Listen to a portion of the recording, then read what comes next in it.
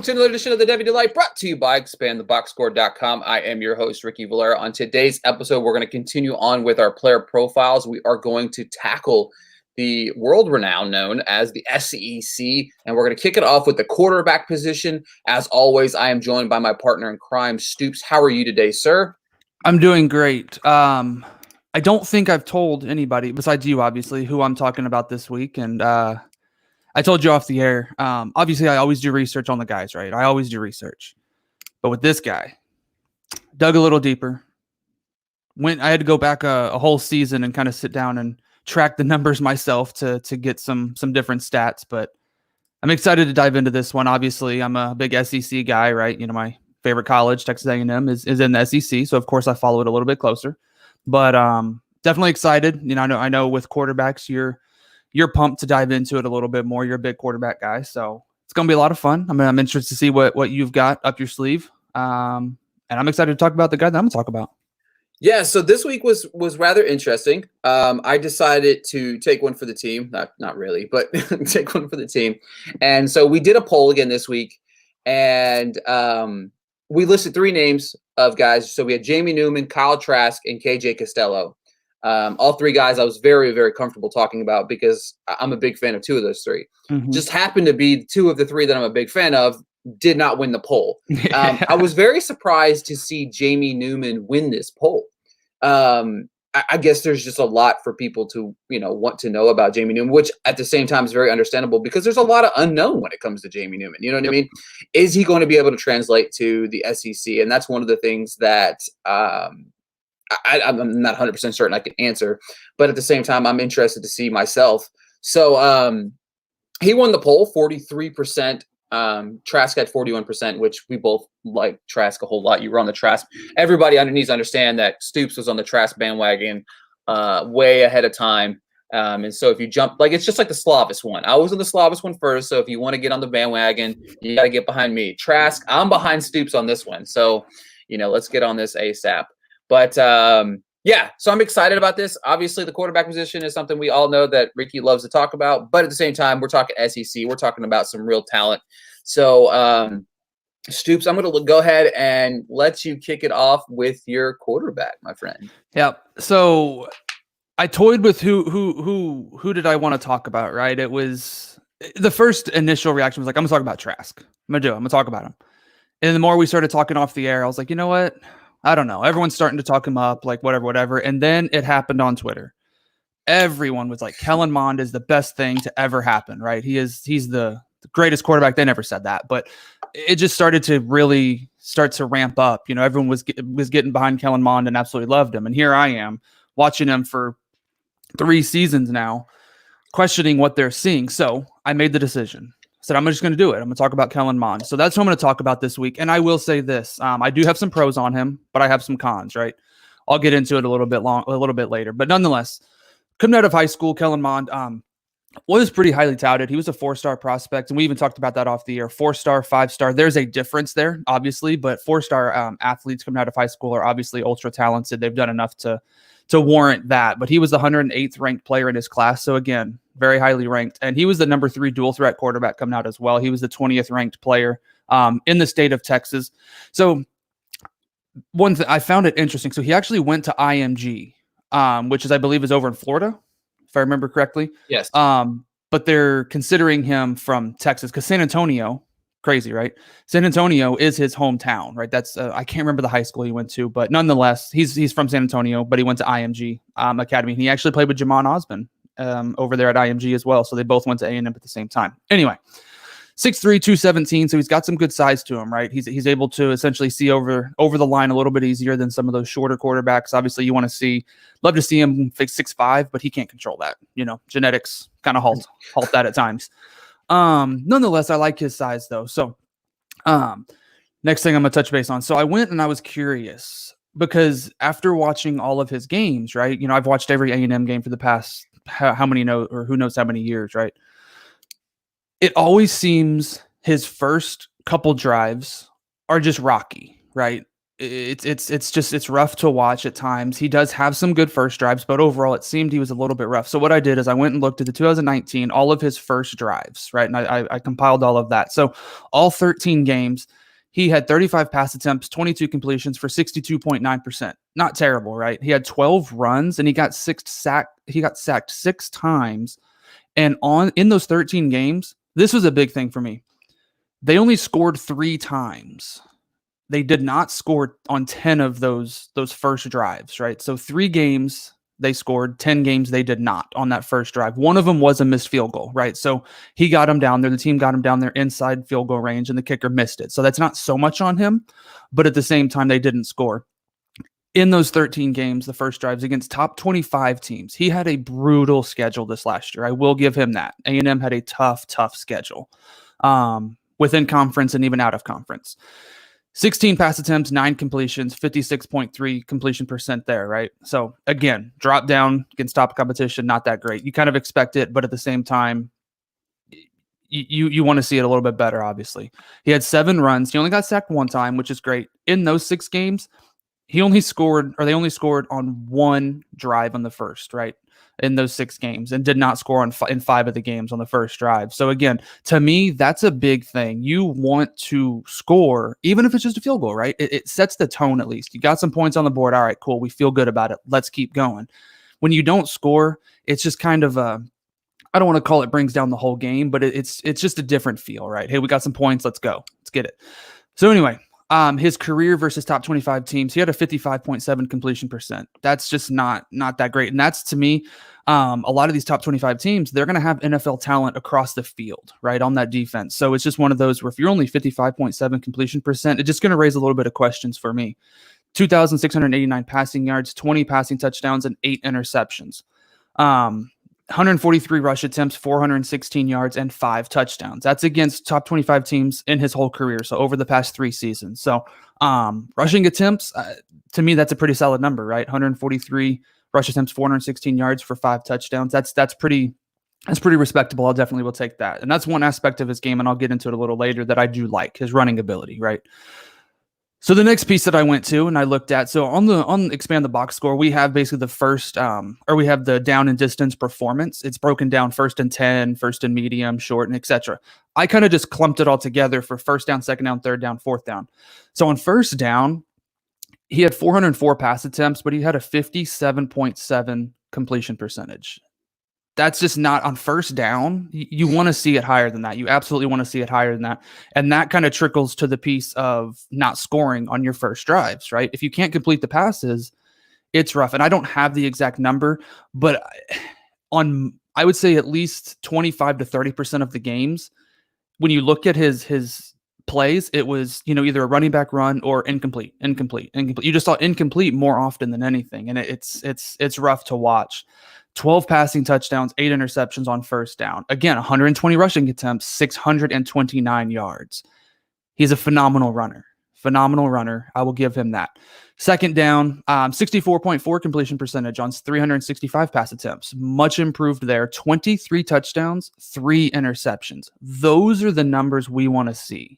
Those are what we want to see. 108 rush attempts, 464 rushing yards, 3 touchdowns.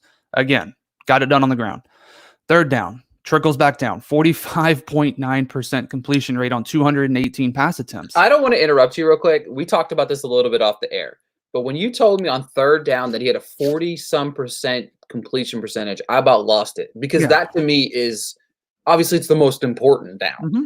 But 44, that to me just is insane. Yeah. So. And then 1,413 passing yards, 8 passing touchdowns, 8 interceptions. Because 3rd down, you're keeping the drive going, right? You're keeping it going. You're able to potentially get those points. Just not getting it done. 107 rush attempts, 98 yards, 2 touchdowns. You see a huge drop off on that 3rd down. So we've got to see improvement there this year. 100% have to see improvement. 4th down, pretty decent, 66.7 completion percent, 87 yards, 3 touchdowns, 1 interception, 4 rush attempts, only 7 yards, no touchdowns. But again, 4th down, you don't have as many plays on there, so that's understandable. Nonetheless, that 3rd down, like you said, is really what stuck out to me. And 1st and 3rd, really. 1st down, you want to get huge chunks of yards, make it a little bit easier on 2nd down. 3rd down, you got to keep the drive going, and he's just not getting it done. Red zone production, 72 pass attempts, 34 completions, 47.2%. Again, we've talked about this. That is not a good number, but at the same time, is it, hey, I threw the ball away to prevent an interception, or was I just making a bad throw? Nonetheless, that percentage is a little bit, of a wishy-washy number. But 219 passing yards, 14 touchdowns, 3 interceptions, 24 rush attempts, 72 yards, and 7 rushing touchdowns inside the red zone. So he's getting it done to an extent, right? It's definitely, he feels comfortable with the run. It's the pass that I still have questions about, obviously, on a consistent basis. And that being said, moving to my pros and cons, right? So I'm going to start with the pros because, again, he's got the talent. It's there. We've seen it, right? I just want to see him more often, I guess, and that's kind of one of the cons. But anyway, his pros. He reads through his progressions really well. I've noticed that he'll be in the pocket and he looks at his first option, moves to the second, moves to the third, and then he'll run if he needs to, right? So you see a lot of quarterbacks who seem uncomfortable in the pocket or look at their first option. If it's not there, they run. He goes through his progressions very well, and he seems very comfortable in the pockets where he's even able to step up in the pocket as opposed to kind of just standing where he's at. He moves around, so it does move the defense and helps in that aspect. So I loved seeing that from him. Obviously, he's phenomenal on the ground. He's got great speed for a quarterback. You'll see him break a lot of big runs. He's able to even break some tackles, and you've talked about this for so many quarterbacks.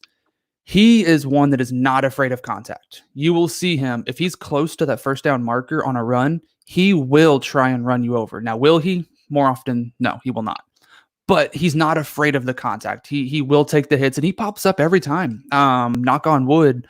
But maybe once or twice have I seen him kind of lay there for a couple seconds and then get up. But more often than not, he pops up like he loves it, right?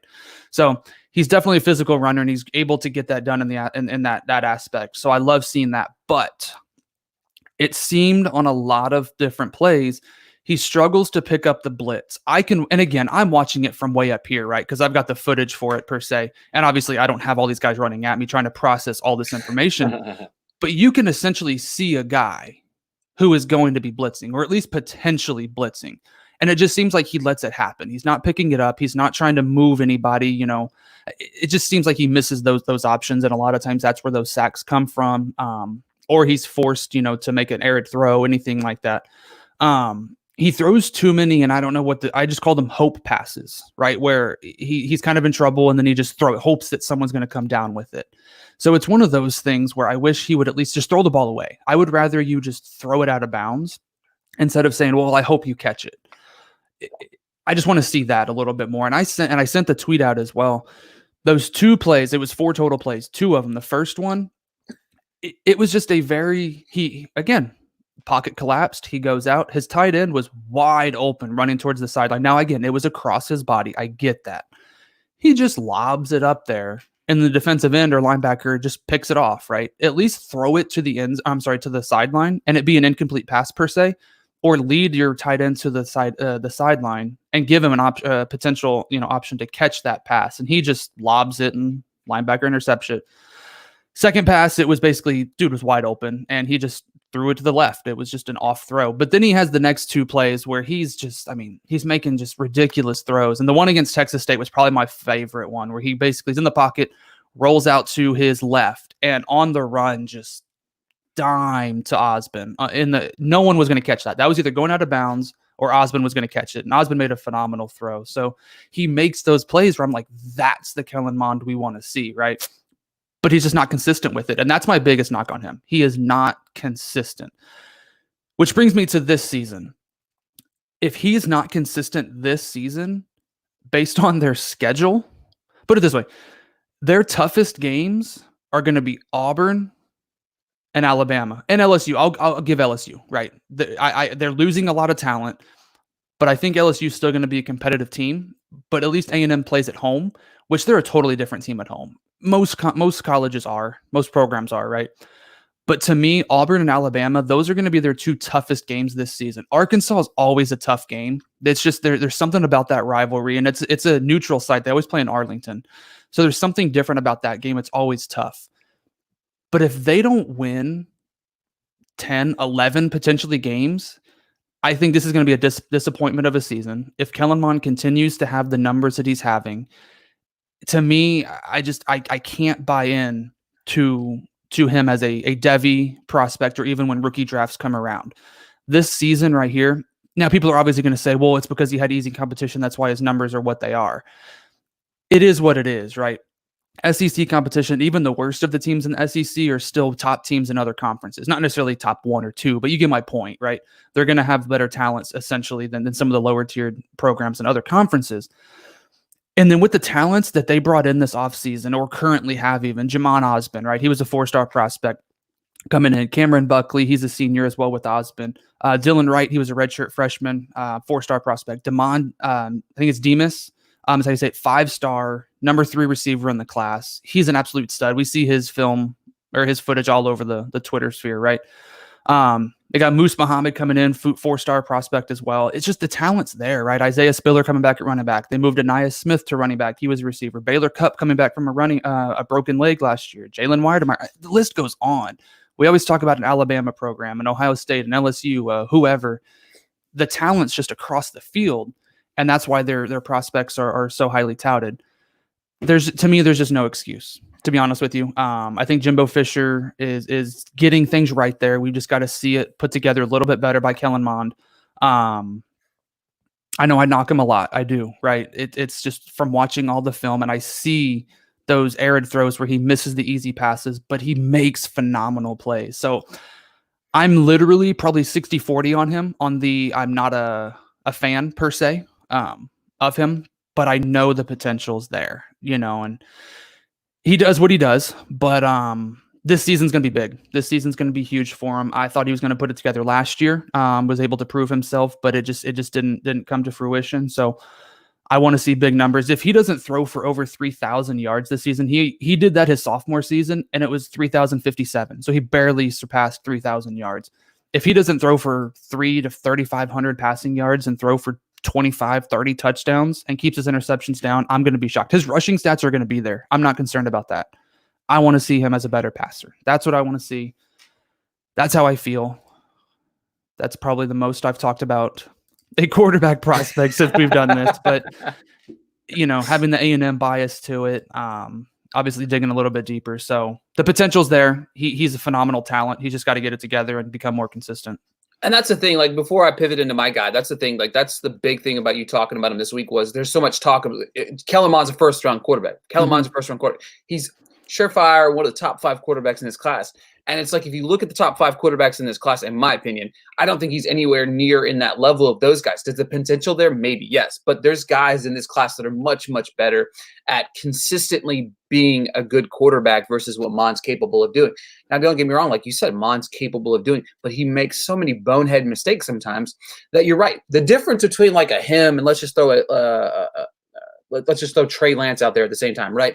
So the difference between these two guys is Lance is playing with about probably a quarter of the talent that Monde is playing with around him and is still producing, right? So Monde has all this talent around him. They do recruit very well down in A&M, especially at the wide receiver position, and he's still not putting up the productivity of what you would want out of a quarterback in that system. Well, and even the offensive line, like, yes, the skill positions are there, but their offensive line was young last year. They had a couple, juniors, seniors. I think they might have lost one on the offensive line, but they're young. Like, essentially, they're all coming back. So that's a big piece as well. So it's like the talent's there. So we'll see. We'll see what happens this season. It'll be interesting for sure. And I think the crazy thing about it is the two guys that we are talking about the most this week are obviously Newman and Monde. And these are two guys that really need a strong 2020 campaign in order to improve their draft class. And obviously that's the guy that I'm going to talk about this week is Jamie Newman. And in watching Jamie Newman, there's a lot to like and a lot to hate. But Newman coming out of high school, dual threat quarterback, 3-star prospect, 649th ranked overall, 17th on the dual quarterback. He was 30th in the state. Right off the back, stats wise, you're looking at 2019. He had 60% completion percentage, 2,800 yards, 2,868 yards, 26 touchdowns, 11 interceptions, 180 rushing attempts, 576 yards, 6 rushing touchdowns. The thing that stood out the most for me right away is he's one of 5 quarterbacks in the entire conference to have one of 5 quarterbacks to have 2,500 plus yards and 500 yards rushing. Only 1 of 5 in the entire Power 5. Another stat that I really enjoyed of his is he completed 25 passes at least 25 air yards, which was also good for 5th most in college football. Just right off the top. Okay, so if you're looking at Jamie Newman on the outskirts of things, and I watched a lot of Jamie Newman this week. So the thing about it is he is listed as a dual threat quarterback, and I think that he is capable of being a dual threat quarterback. But I think Wake Forest really slotted him into that RPO offense. And in saying so, there was games where he rushed the ball over 20 times last year. That is not what I want out of a quarterback. Jamie Newman is more of a prototypical pro-style quarterback that sits in the pocket that can make plays on his feet after. You know what I mean? Because whenever you're doing an RPO, you're really cutting off a lot of the football field. You're focused on, obviously, run pass option. He's going to hand off the ball. If it's not there, maybe he's taking up. Like, that's the first option, right? You know, he might take off with the ball and stuff like that. And he's very good on his legs. 574 yards, 6 touchdowns rushing. The same thing you talked about, Monde. His toughness is there. This guy is not afraid of taking a hit. But the caveat of a quarterback not being afraid to take a hit, we talked about this with Burrow. Injuries are potentially going to happen. You cannot be that kind of quarterback in the NFL. You can't. It's not going to last. Your style is not going to last. It's not going to be a good look on you.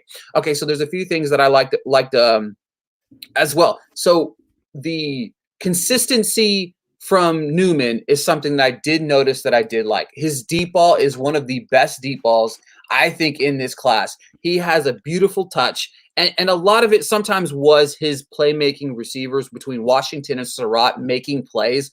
But the thing about it is it's about that ball placement, right? It's about where he's placing the ball in order for his receivers to make the plays. And a lot of the times on those deep passes, he's letting the receiver make the play, but only the receiver, right?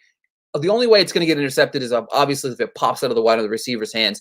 But one of the most impressive things, and I talked about this with you, was in watching Jamie Newman, and watching a lot of Jamie Newman, is Sage Surratt is a beast. Like, this guy is, he's a physical specimen that I've just was in awe of, right? But for me, there's a lot of things, other things, like he's got the toughness, like I said. He's a straight baller, right? He fights for the extra yards. He puts his head down. I like that as well. Now, on the flip side of this, obviously with transferring to Georgia, this is where I hope we see a lot more of that down the field, throwing the football at Jamie Newman.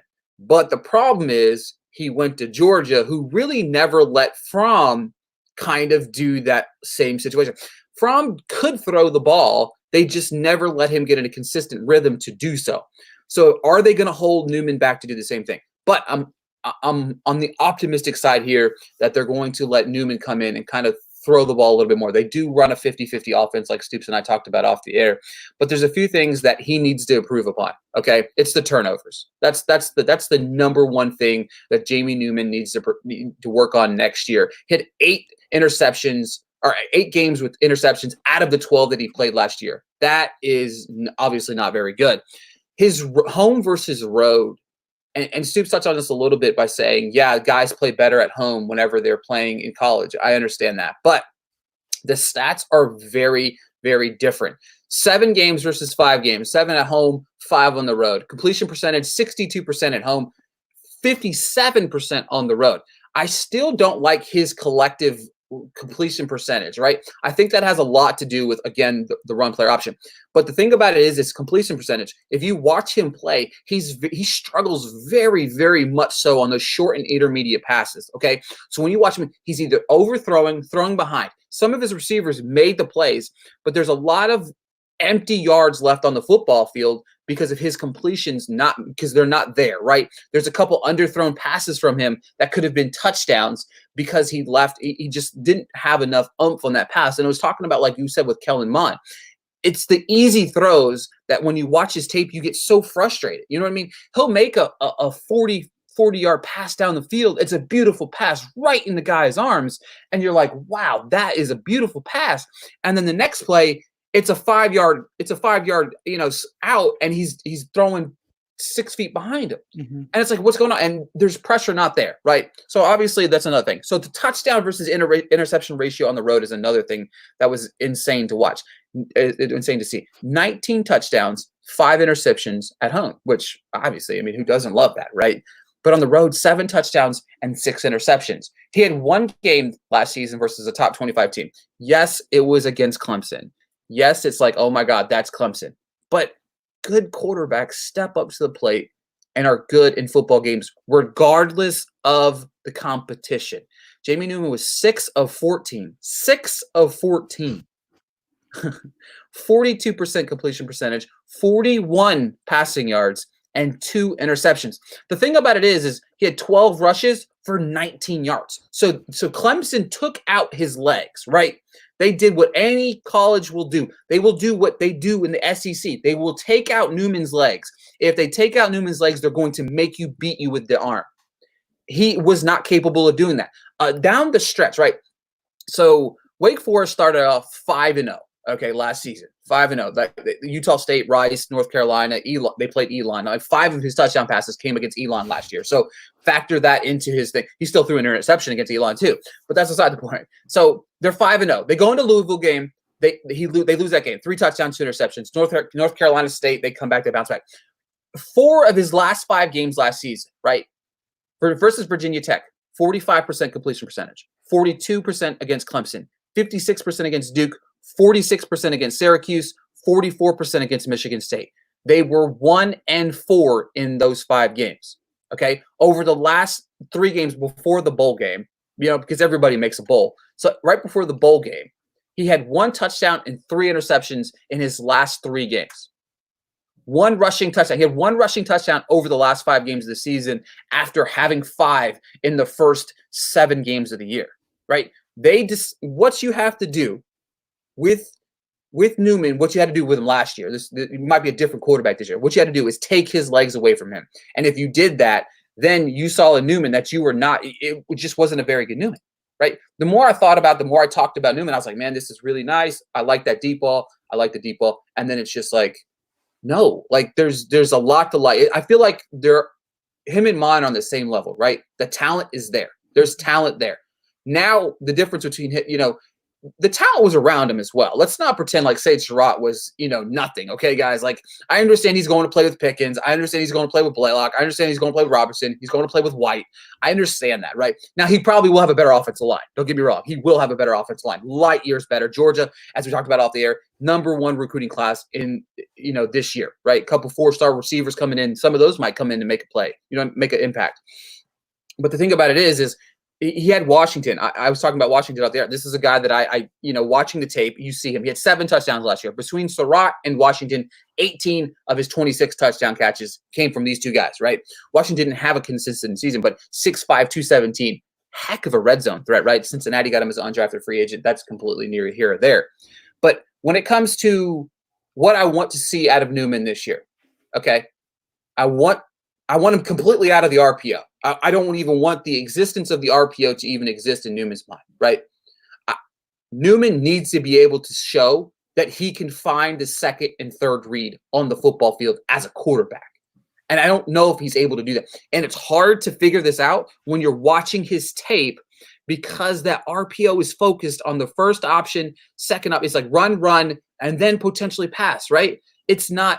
So when you get to that 4th option, it's that first receiver, right? Mm-hmm. So you're 4 options deep before you even really do any, you know what I mean? You really do anything right there, 3 options deep before you really do anything until you look at that first receiver. And that to me is where a team like Clemson shut him down. So will a team like Florida, who has a very stout defense, very, very stout defense, will a team like Alabama, or a team like Auburn, with some of these SEC teams that have great defenses, will they see, okay, if we keep Newman in the pocket, can we beat him? Right. So if he goes out here and has another Wake Forest year where he throws 12 interceptions, Newman's going to slide down the draft board. Period. He's going to. It's going to showcase that he's not capable at playing at a high level against good talent. Okay, the excuses are going to go out the door, just like you said with Monde. The schedule's easy. The schedule benefits Monde. The Georgia schedule is not that hard either. But the talent around Newman is going to really showcase what we see out of Newman next year.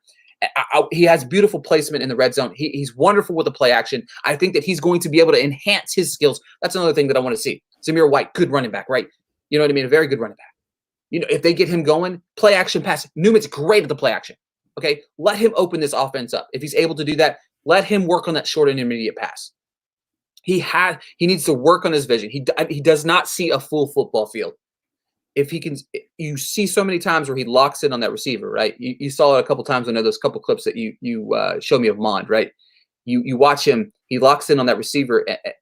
Everybody sees your eyes, right? You know what I mean? That's what cornerback safeties, that's what they're looking for. They're watching your eyes. If you cannot move defenses with your eyes, you're not going to make it on Sundays. That's just, it's not capable of doing it. I like Newman. I do. I think the prospect, I think the opportunity is going to be there for them this year, but this is a super pivotal season for him. And if he does not convert, obviously, again, like with Monde, his draft stock is going to go down the door, and the capability of being a Devy prospect, a capability of being in those rookie drafts, it's going to be non-existent, right? He'll be a backup quarterback maybe for a year or two, maybe a couple years. He might get a shot here and there, but if you're not able to translate, then you're not even worth even taking a gander at. These guys might be worth a few dollars in your Devy auctions right now. You know what I mean? If you're doing some startups, I wouldn't say don't get Monde. You know what I mean? I ended up with Monde. I wouldn't say don't get these guys. They're capable athletes of playing, but don't put the farm on these guys. Don't invest a lot of capital in either one of these guys, because they are one mediocre season away from being 4th, 5th, 6th, 7th round picks. I agree. So, yeah, and that's again. It's crazy. As I heard you talking about Monde, right? We don't talk about, we don't share each other's notes or anything like that. But as I hear you talking about Monde, it was like, man, I hear a lot of Newman, right? I think they're very interchangeable quarterbacks. Again, both supposedly more, the dual threat quarterback, both capable of getting it done on the ground, but they both need to be able to show that they can be passers first. And that's what I think they're both really lacking on the football field as a collective whole.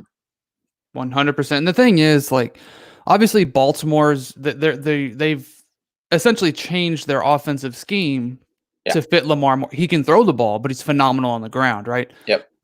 I don't see too many organizations changing that drastic, right?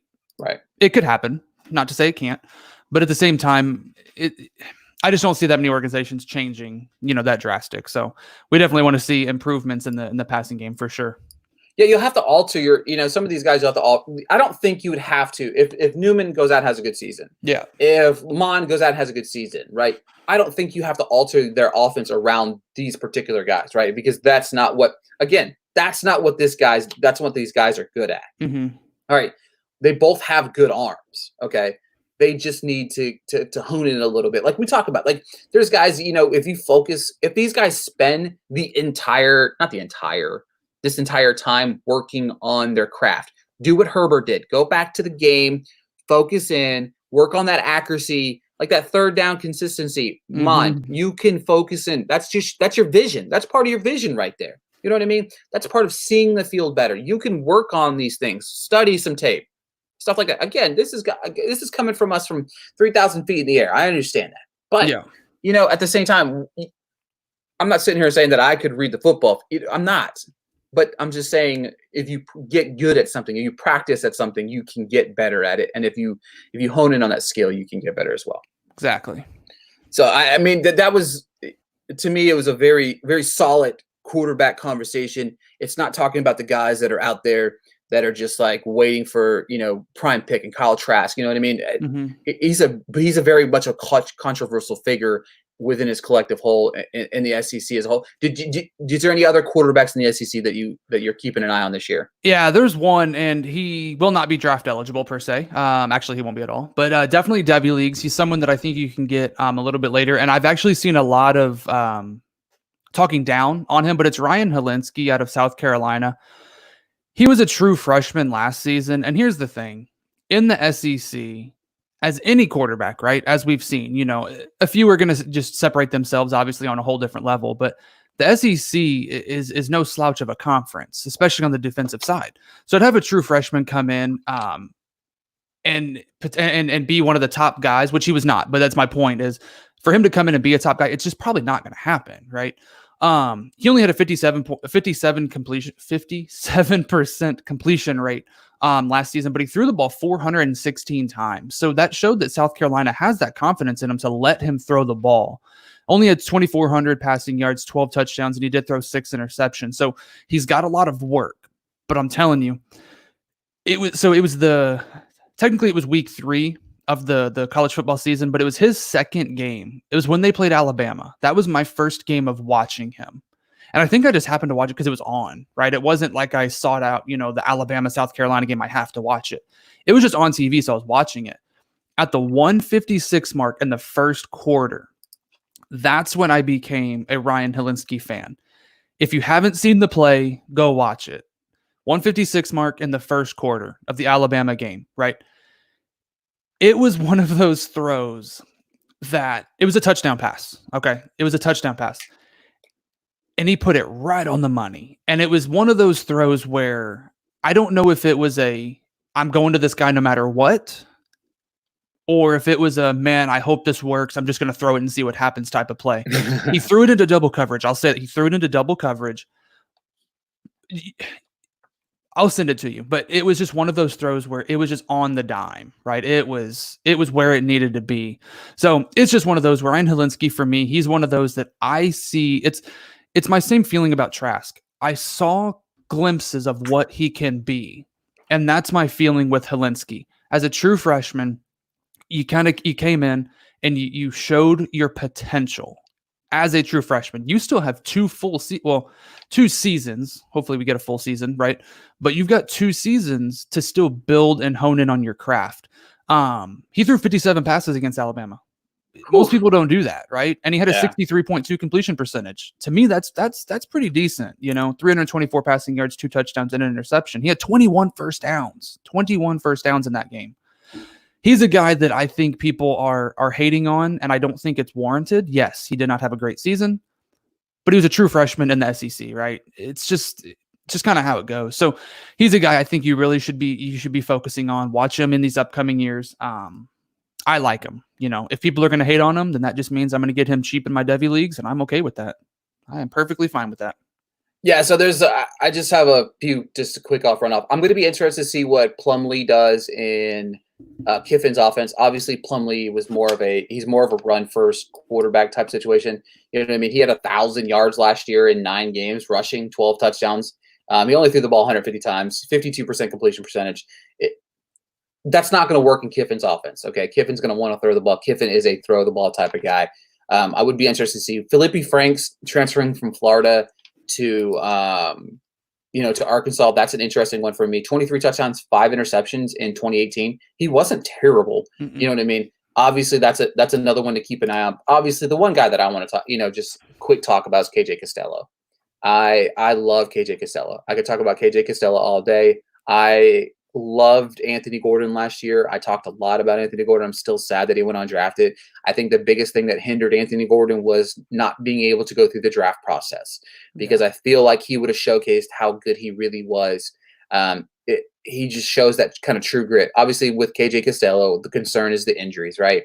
But I could see him throwing the ball. He threw the ball 791 times in his career already. I could see him approaching 600 this year just in that offense with Mike Leach. I think that's a match made in heaven.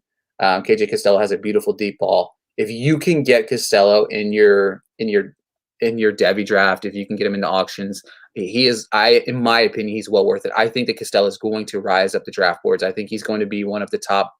I think after this year, Costello will be a top 4 quarterback off the board in the NFL draft.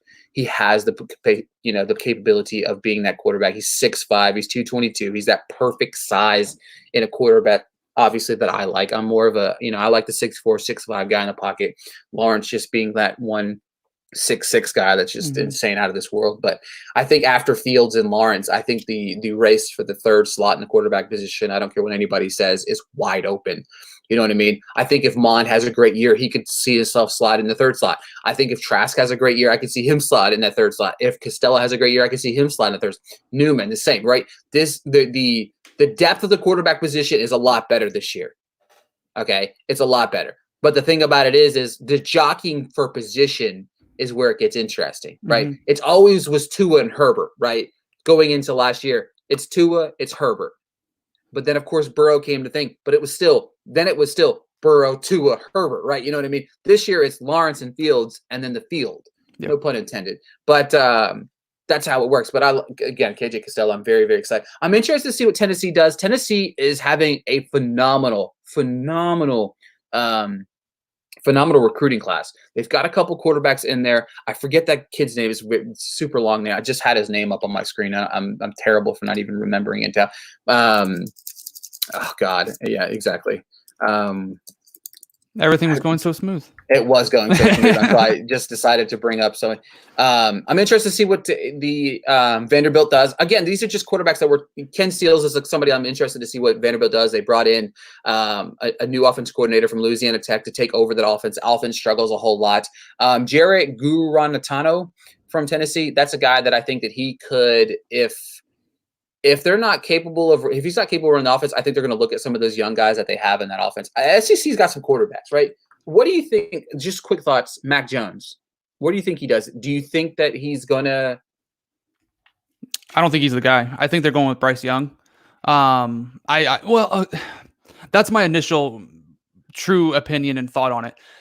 Given the offseason, Mac Jones could be the guy for the first couple weeks, only because it's more challenging for, again, a true freshman, albeit he's a 5-star number 1, number 2 quarterback in his class. You know, totally different than a Ryan Helinski, right? But he doesn't have the same off-season program currently that others have had. So I think Mac Jones could potentially be the starter come week 1, maybe even going into week 2. But I think by potentially week 2, definitely week 3, I think Bryce Young's the guy. I think for me, it's just one of those, you brought in this stud of a talent, right? I don't want to say he's the reason that, and I can never say it, but Tua's brother, Tualia, I don't know how to say, I don't want to say Bryce Young's the reason he transferred, but I think he's the reason he transferred. Yeah.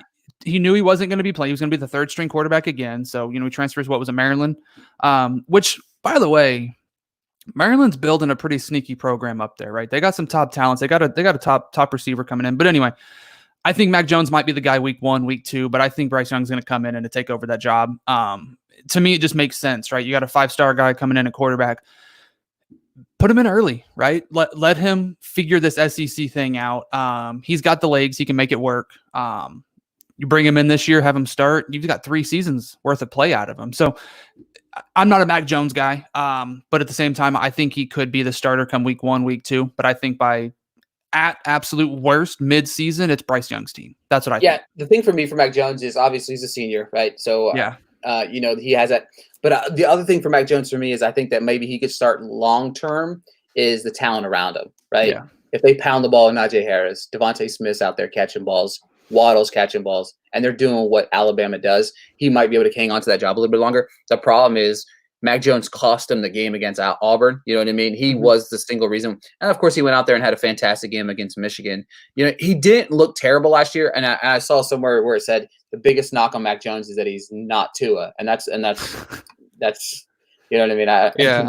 That's kind of funny. But I don't know. I think that the SEC's got some strong quarterback options coming in the near future. Folks, do us a favor. Head on over to Twitter. Give us both a follow at Stoops1990. Give myself a follow at Ricky Blair _. Go ahead on over to expandtheboxscore.com. Check out all the tools that we use week to week on this very show. Give the show a follow at the Debbie Delight.